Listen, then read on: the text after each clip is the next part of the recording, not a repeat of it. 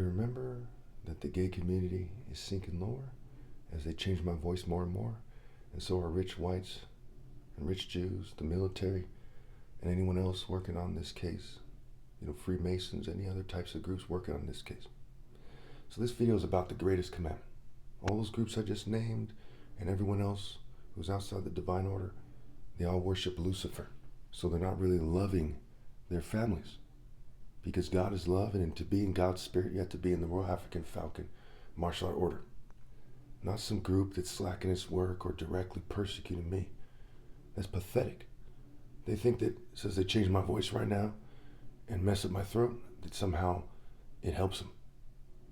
Okay, so curses on them to the extreme. Let God never forget that they hated their family members more than anyone that ever lived. And as a result, because of the particular way they did, I also despise their family members more than anyone. It's very pathetic for them to do what they're doing. Let you all remember that America does not love. Okay, I'm the only one in America that loves. And America and Israel and the UK love less than everyone else on the planet because of their role in this case.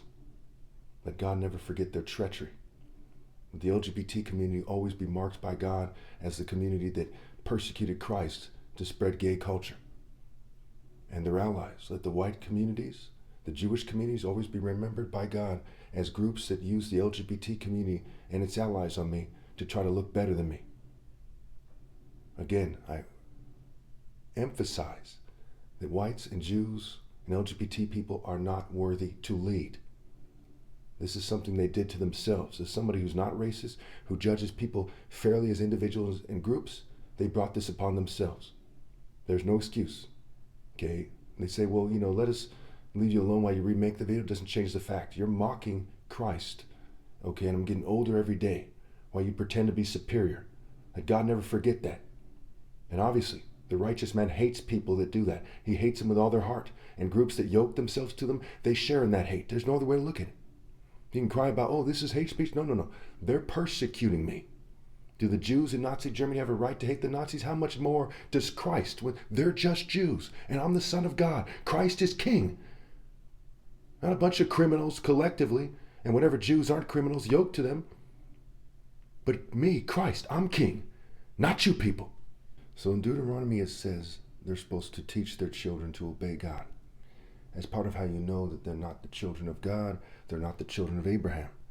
They taught their children to be LGBT, to be atheists, to be shallow Jews, to be shallow and fake Christians. They taught their children to be porn stars and Satanists, to join secular militaries, to massacre Palestinians, to be controlled opposition that pretends to care, to be cowards afraid to rally to the Messiah. The Lord is a warrior.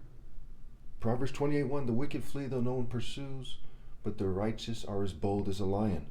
Are they in the spirit of the Lion of Judah, the Messiah? No. They're in the spirit of the adversary, the Satan.